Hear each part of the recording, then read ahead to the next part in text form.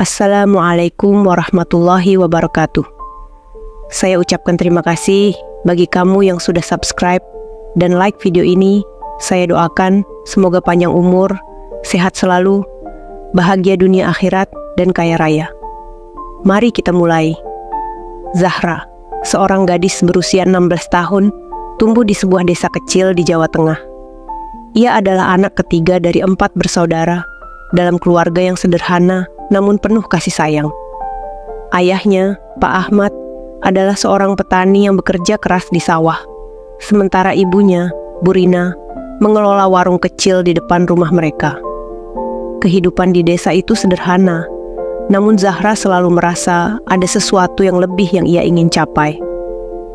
Sejak kecil, ia tertarik pada pelajaran agama.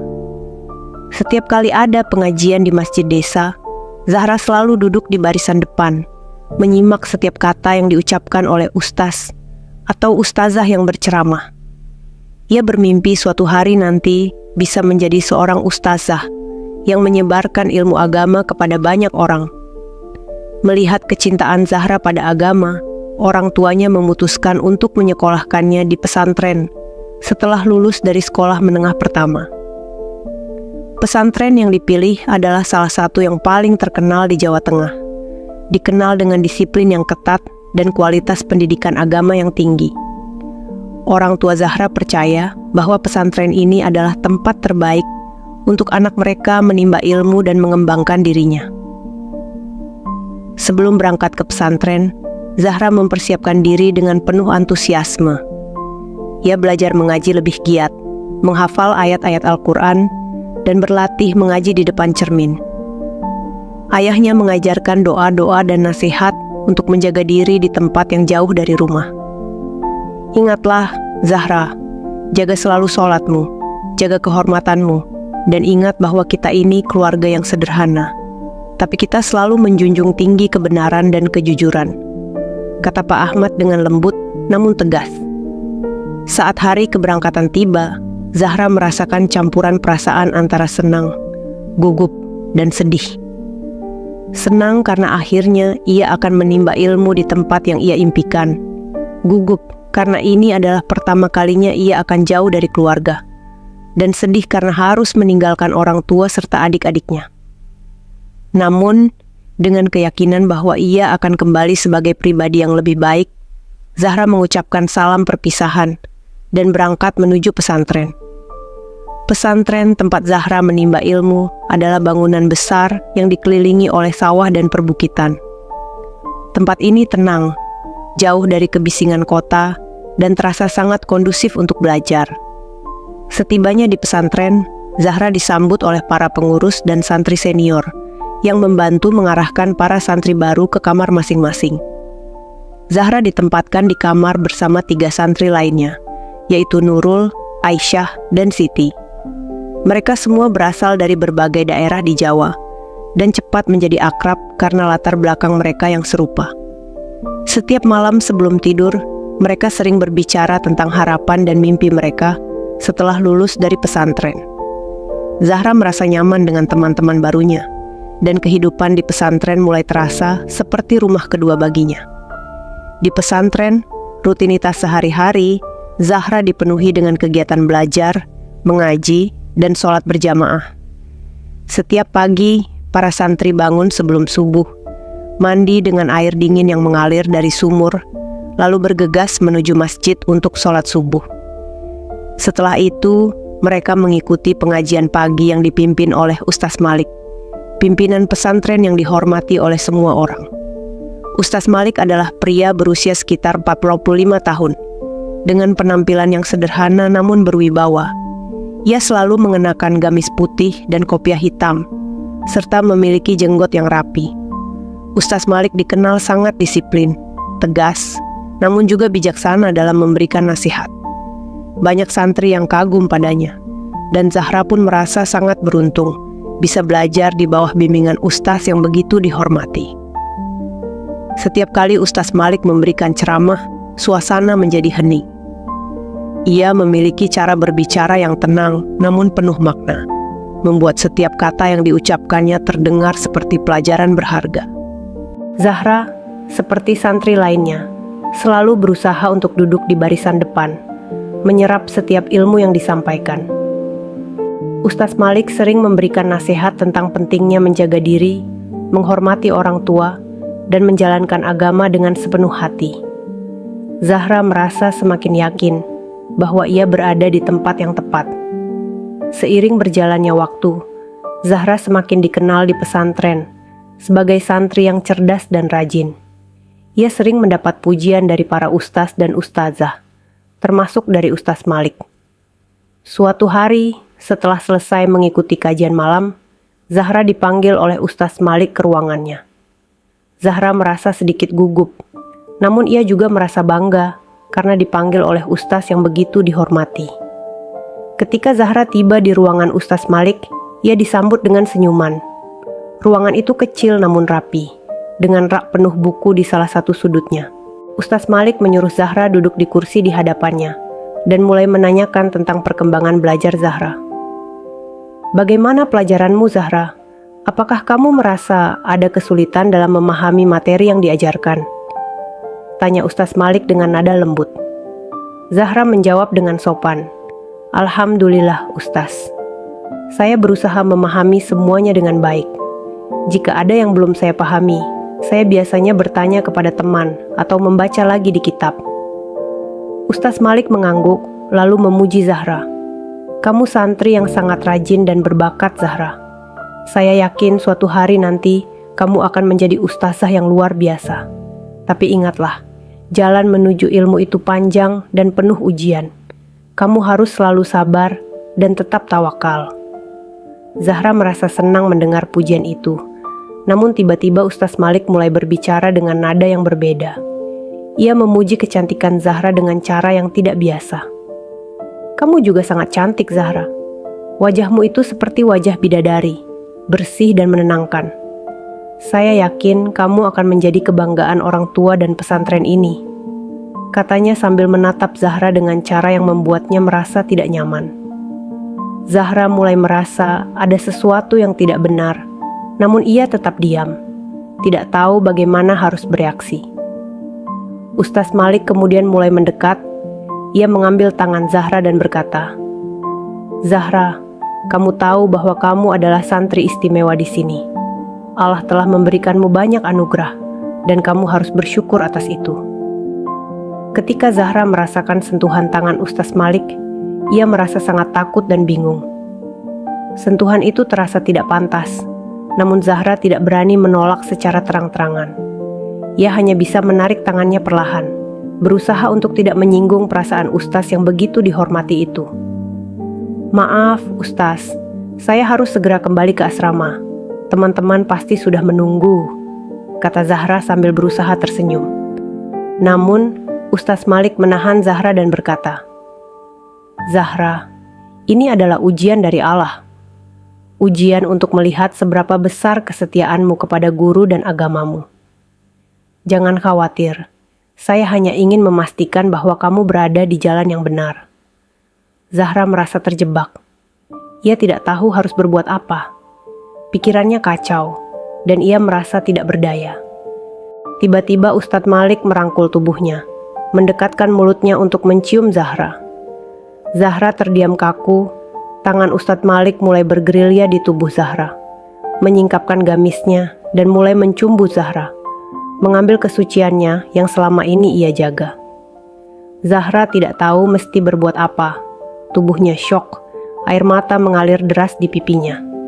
Namun, setelah beberapa saat yang terasa seperti selamanya, Zahra berhasil melepaskan diri dan bergegas keluar dari ruangan. Dengan hati yang berdebar kencang, ia berlari menuju asramanya, langsung menuju kamar dan menangis di atas sajadahnya.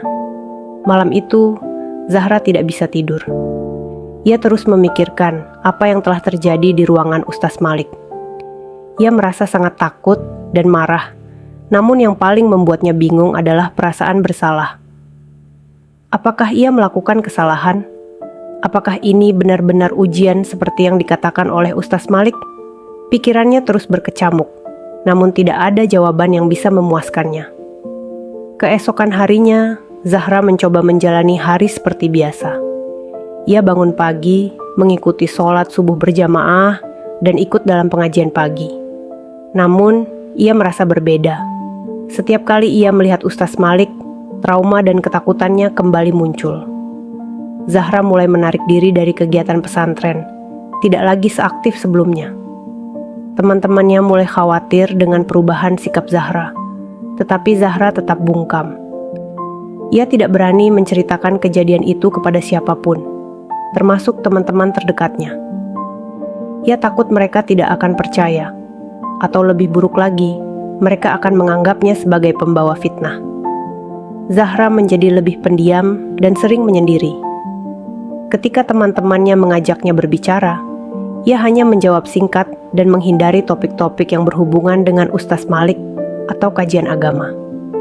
Nurul, salah satu teman sekamarnya, merasa ada sesuatu yang salah dan mencoba mendekati Zahra. "Zahra, ada apa? Kenapa kamu kelihatan berbeda akhir-akhir ini? Kami semua khawatir padamu," kata Nurul dengan lembut. Zahra hanya tersenyum tipis dan menjawab, "Aku baik-baik saja, Nurul. Mungkin aku hanya merasa sedikit lelah." Namun, Nurul tidak mudah percaya. Ia tahu ada sesuatu yang lebih dari sekadar kelelahan, tetapi ia tidak ingin memaksa Zahra untuk bercerita. Zahra merasa bersyukur karena temannya tidak mendesaknya, namun di sisi lain, ia merasa semakin terisolasi. Setiap hari yang berlalu, Zahra semakin merasa bahwa pesantren ini bukan lagi tempat yang aman baginya. Setelah berminggu-minggu menyimpan rahasia itu sendiri, Zahra merasa bahwa ia tidak bisa terus hidup dalam ketakutan seperti ini. Trauma yang dialaminya semakin berat, dan ia merasa tidak ada yang bisa menolongnya. Zahra merasa kehilangan arah, dan satu-satunya hal yang bisa ia pikirkan adalah keluarganya. Ia rindu pelukan ibunya, nasihat ayahnya, dan keceriaan adik-adiknya. Zahra tahu bahwa orang tuanya pasti akan mendukungnya, tetapi ia juga takut akan reaksi mereka jika mengetahui apa yang telah terjadi. Suatu malam setelah sholat Isya, Zahra memutuskan untuk menulis surat kepada orang tuanya. Dengan tangan gemetar, ia mulai menulis semua yang ada di hatinya. Ia menceritakan betapa ia merasa ketakutan dan terjebak, serta perasaan bersalah yang menghantuinya setiap hari. Zahra juga meminta maaf kepada orang tuanya jika ia telah mengecewakan mereka. Namun ia tidak tahu lagi harus bagaimana. Setelah menulis surat itu, Zahra merasa sedikit lega. Ia lipat surat itu dengan hati-hati dan menyimpannya di bawah bantal, menunggu waktu yang tepat untuk mengirimkannya. Namun, ada perasaan ragu yang terus menghantuinya. Apakah ia benar-benar berani mengirimkan surat ini? Bagaimana jika orang tuanya tidak percaya? Bagaimana jika Ustaz Malik tahu bahwa Zahra telah mengadu kepada keluarganya? Malam itu, Zahra berdoa dengan penuh keikhlasan, memohon petunjuk dari Allah. Ia merasa sangat lelah, baik secara fisik maupun mental. Dalam doanya, Zahra memohon agar Allah memberikan kekuatan untuk melalui semua ini. Ya Allah, hanya Engkau yang tahu apa yang terjadi padaku. Berikanlah aku kekuatan untuk menghadapi semua ini, dan tunjukkanlah jalan yang benar. Doanya dengan air mata yang tak terbendung. Akhirnya, Zahra memutuskan untuk mengirim surat itu keesokan harinya. Ia tahu bahwa ini adalah langkah yang berat, tetapi ia juga tahu bahwa ia tidak bisa lagi menyimpan rahasia ini sendiri. Dengan hati yang berat namun penuh harapan, Zahra menyerahkan surat itu kepada salah satu santri yang bertugas mengirimkan surat-surat para santri ke kantor pos. Beberapa hari setelah Zahra mengirim surat, orang tuanya datang ke pesantren. Mereka tampak cemas dan khawatir, terutama setelah membaca surat Zahra. Ustaz Malik seperti biasanya menyambut mereka dengan senyuman dan keramahan. Zahra merasa semakin takut, tetapi ia tahu bahwa ia harus memberanikan diri untuk berbicara. Di hadapan orang tuanya, Zahra akhirnya menceritakan semuanya. Dengan suara gemetar dan air mata yang mengalir, ia menceritakan apa yang telah dialaminya. Ia menceritakan bagaimana Ustaz Malik menyentuhnya dengan cara yang tidak pantas, bagaimana ia merasa ketakutan setiap kali melihat Ustaz Malik, dan bagaimana ia merasa terjebak dan tidak berdaya. Orang tuanya terkejut. Mereka tidak percaya bahwa ustaz yang mereka percayai bisa melakukan hal sekeji itu. Pak Ahmad, ayah Zahra, terlihat marah dan langsung meminta penjelasan dari Ustaz Malik. Namun, Ustaz Malik dengan tenang membantah semua tuduhan Zahra. Ia mencoba memanipulasi situasi dengan mengatakan bahwa Zahra mungkin sedang mengalami gangguan mental akibat terlalu banyak belajar. Ia juga mengatakan bahwa Zahra mungkin salah paham dengan niat baiknya. Orang tua Zahra bingung dan tidak tahu harus percaya pada siapa. Namun, Zahra tetap teguh dengan kesaksiannya. Ia menunjukkan surat yang telah ia tulis kepada orang tuanya sebagai bukti betapa tertekannya ia selama ini. Melihat keteguhan dan ketulusan putri mereka, orang tua Zahra akhirnya percaya pada Zahra dan memutuskan untuk membawa kasus ini ke hadapan para pengurus pesantren.